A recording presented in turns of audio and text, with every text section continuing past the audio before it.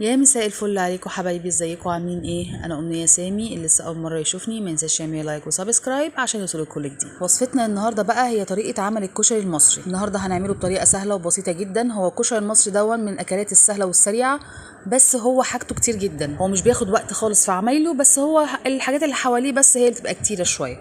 الدقه، الشطه، الصلصه، كل ده هعمله لكم النهارده بالتفصيل، وهوريكم التريكات بتاعتي في عمايله عشان يطلع طعمه خطير بجد. بعد ما تعملوه بالوصفه دي بالطريقه دي هتبطلوا تشتروه خالص من بره، وهتعملوه دايما في البيت عندكم. انا من الناس اللي بحب الكشري البيتي جدا جدا، ما بحبش اجيبه من بره خالص.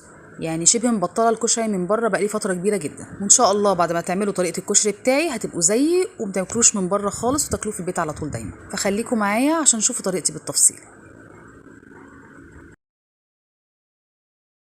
اول حاجه بعملها بجيب عدس بلدي من عند العطار وبغسله كويس جدا واشطفه واشيل منه اي حاجه مش نظيفه. زي ما انتم شايفين كده العدس بجبه البلدي بيبقى الحبايه بتاعته صغيره قوي. اجيب حله وانزل فيها بالعدس بتاعي واحط فيها ميه، واحط فيها حوالي معلقه كبيره من الكمون، واسيبها تتسلق حوالي تلت ساعه او ربع ساعه لحد ما العدس بتاعي يكون داخل على السوا شويه. هنا عقبال ما العدس بتاعي يتسلق هبدا برضو اجهز المكرونه بتاعتي. بجيب حله كبيره وبحط فيها شويه زيت وشويه ملح. هو الزيت اللي انا بحطه ده عشان لما اسلق المكرونه ما تلزقش ببعضها.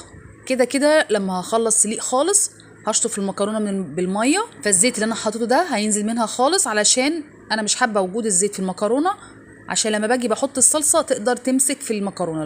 لو مكرونتك مليانه زيت الصلصه مش تمسك فيها كويس. انا بحب المكرونه بتاعت الكشري تبقى عباره عن مكرونه اللي هي الحلقات الصغيره قوي دي. بحط كيس كامل من المكرونه عليه كيس من المكرونه الاسباجيتي، بس المكرونه الاسباجيتي بقطعها لثلاث حتت. طبعا نسيت اقول لكم ان انا بنزل بالمكرونه بتاعتي دي لما الميه بتغلي، بتاخد في السليق حوالي 7 دقايق بالظبط. طبعا انا متعوده على سلق المكرونه وعارفه امتى سواها بيبقى كويس. طبعا مش بحسب السبع دقايق دول، انا بقول بس للناس اللي لسه اول مره تسلق مكرونه. هنا العدس خلاص كان خلص معايا. انا طبعا مش بسلقه سلق تام، بيكون داخل في السوا، يكون بيقرش شويه. طبعا في الحله فيه شويه ميه، هبدا بقى اصفي العدس خالص من الميه اللي فيه. هنا خلاص جهزنا العدس وجهزنا المكرونه. بجيب حله كبيره بحط فيها ربع كوبايه من الزيت، واكون جايبه بقى بصلتين كبار 3 حسب ما تحبوا. في ناس بتعمل بصل كتير جدا في الكشري، انا هنا استكفيت ببصلتين كبار قطعتهم طرنشات رفيعه جدا في المبشره بتاعه البطاطس اللي هي بتقطع الشيبسي دي.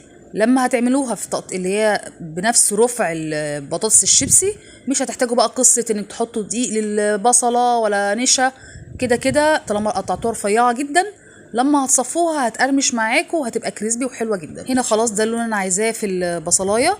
هبدا بقى اطلعهم في مصفى واصفيهم كويس قوي، لان الزيت بتاع البصل ده اللي هعمل بيه الرز عشان بينكه الرز وبيخليه طعمه رائع. طبعا بطلع البصلايه اللي انا حمرتها دي في مناديل لحد ما تمتص الزيت كله، وبعد كده بحطها في طبق هتلاقوها مقرمشه وخطيره. هنا طبعا الزيت بتاعي كان سخن، نزلت بكيس من الشعريه هبدا بقى احمره لحد ما ياخد اللون الذهبي. هنا بوريكم البصلايه بتاعتي. بحاول بقى امسك المعلقه واحاول يعني افردهم على الطبق كويس. ما طبعا مكلبشين في بعض، بحاول بقى افكهم من بعض كويس واسيبهم يتصفوا كويس قوي. هنا خلاص ده اللون اللي انا عايزاه في الشعريه، بقت لونها ذهبي كده وجميل. هقوم نازله بقى بالرز بتاعي. انا طبعا كيس الشعريه بحط قدامه 3 كوبايات من الرز. هبدا بقى اشوح كل الرز مع الشعريه عشان الرز يتعمل له كفر بالزيت فيطلع مفلفل وجميل. انا من الناس اللي بحب العدس يبقى كميته كبيره جدا، يعني اكتر من الرز.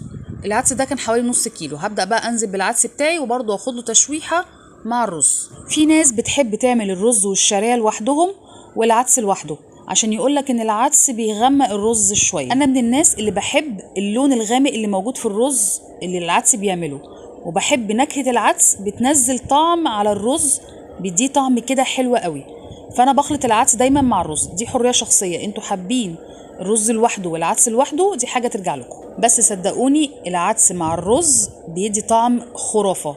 لما تفصلوهم لوحدهم مش قد كده قوي. هنا بقى هبدا انزل بالميه بتاعتي. الميه بالظبط تبقى مغطيه الرز والعدس زي ما انتم شايفين كده، مغطياها بالظبط عشان الكشري بتاعكم يطلع مفلفل. هنا بقى هبدا احط البهارات بتاعتي، معلقتين صغيرين من الكمون ومعلقتين صغيرين من الفلفل الاسود. الملح بقى ده حسب الرغبه، انا هنا حطيت حوالي 5 معالق صغيرين من الملح. وبعدين اقلب كله كويس جدا مع بعض واغطي عليه لحد ما الرز والعدس يشربوا ميته. هنا بقى هبدا اوطي النار عليه اول ما يشرب ميته واسيبه متغطي عليه لمده ربع ساعه بالظبط وبقفل عليه.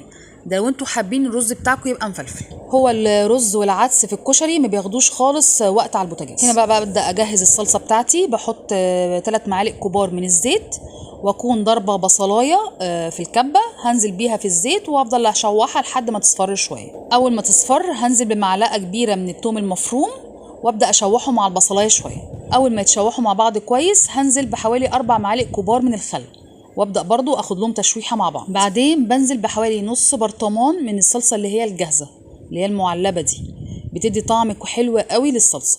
هبدا اشوحها مع البصلايه والثومه كويس. بعدين بنزل عليهم بطماطم مضروبه.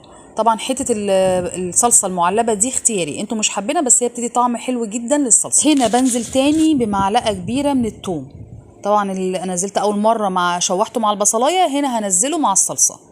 وانزل بمعلقه من الكمون ومعلقه صغيره من الشطه دي اختياري بس هي بتدي طعم للصلصه حلوه قوي. وبعدين 3 معالق صغيرين من الملح، برضو الملح ده اختياري، انتوا حسب ما بتحبوا الملح بتاعكم. ومعلقه صغيره من الفلفل الاسود.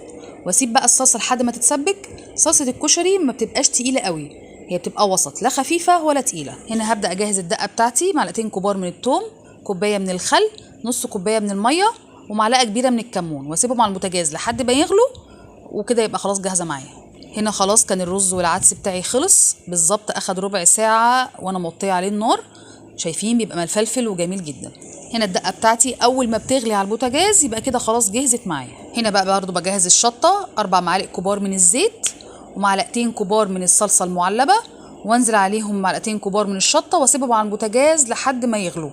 مجرد ما بتسبكوا شويه يبقى كده جهزت معايا. دي الصلصه اللي هي بتبقى بالزيت، خدوا بالكم بتبقى حاميه جدا. هنا برضو صلصه الكشري كانت خلاص خلصت معايا. انا بوريكم السمك اهو، لا هو تقيل قوي ولا خفيف قوي.